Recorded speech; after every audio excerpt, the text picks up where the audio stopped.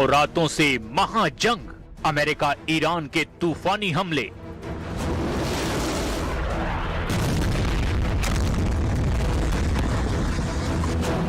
पश्चिम Asia से इस वक्त की सबसे बड़ी और खौफनाक खबर सामने आ रही है। अमेरिका और ईरान के बीच जारी जंग के 9 दिन हो चुके हैं। बीती 9 रातों की भीषण बमबारी ने पूरे मिडिल ईस्ट को बारूद के ढेर पर ला खड़ा किया है। हॉर्मुज की खाड़ी से लेकर जॉर्डन के रेगिस्तान तक, कुवैत के एयरबेस से लेकर ईरान के बंदरगाहों तक आसमान से सिर्फ मिसाइलें बरस रही हैं और जमीन पर सिर्फ तबाही के निशान दिखाई दे रहे हैं। अमेरिकी सेंट्रल कमांड यानी सेंटकॉम ने ईरान के सैन्य और नागरिक इंफ्रास्ट्रक्चर पर अब तक का सबसे बड़ा हमला बोला है। दावा किया जा रहा है कि अमेरिका के राष्ट्रपति ने 2 टूक कह दिया है कि ईरान को हम नरक यानी जहन्नुम बना देंगे।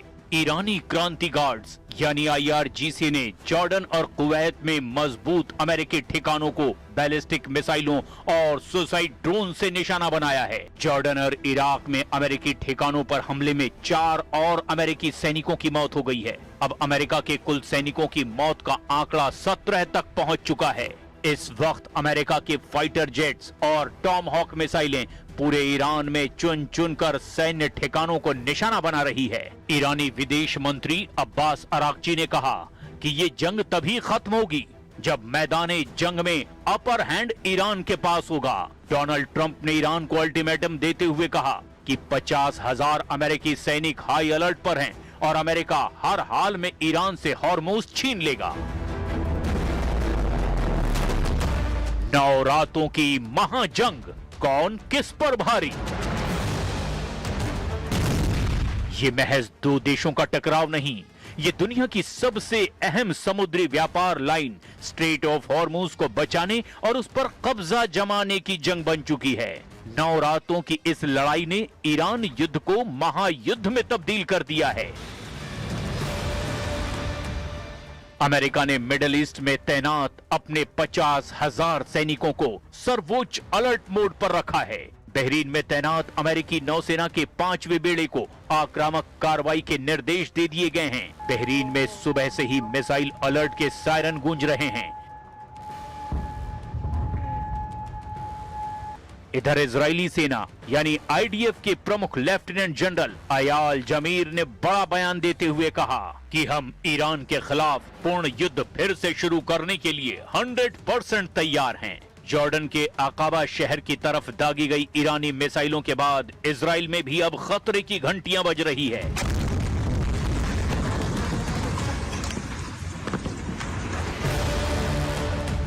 ईरान में अमेरिका के तूफानी हमलों का दायरा अब बहुत ज्यादा बढ़ चुका है।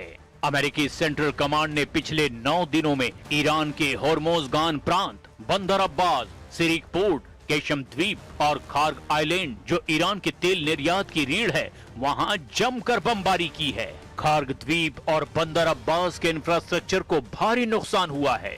हॉर्मुजगान में डिसैलिनेशन यानी कि पानी को पीने लायक बनाने वाले प्लांट पर हुए हमलों की वजह से हजारों ईरानी नागरिक पानी के गंभीर संकट से गुजर रहे हैं। ईरान के missile launch pad, air defence radar और कमांड सेंटरों पर भी सैकड़ों बम गिराए गए हैं।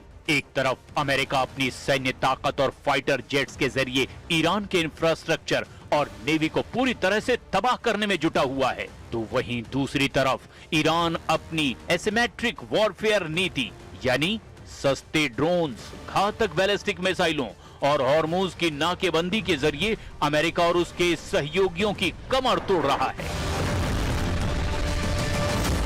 हॉर्मुज में हाहाकारी हमले, अरब में ईरान का आपातकाल।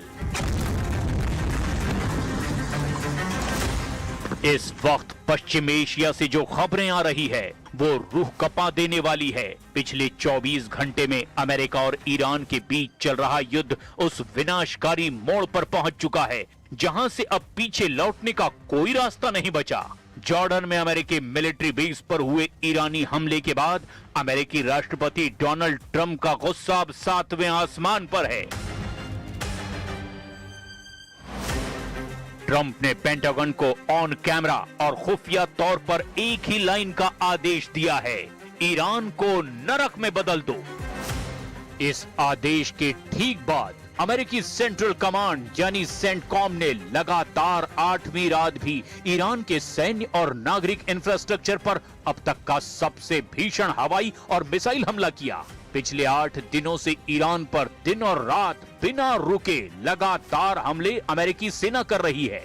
पिछले 8 दिनों में अमेरिका ने ईरान के बंदर अब्बास, रेशम द्वीप, चाबहार, दक्षिणी तटीय सैन्य ठिकाने, मिसाइल और drone storage, IRGC command centre, radar और एयर डिफेंस सिस्टम को भी पूरी तरह से तबाह कर दिया है।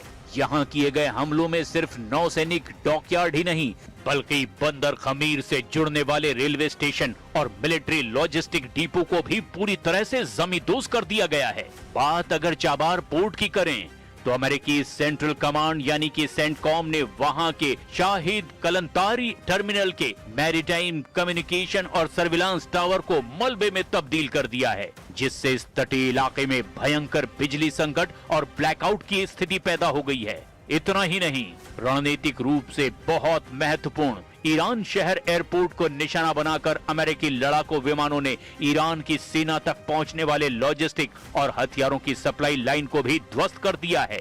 यानी इस बार ट्रंप का मिशन सिर्फ ईरान को डराना नहीं है, बल्कि हॉर्मुज पर पूरी तरह से अपना कंट्रोल हासिल करना है।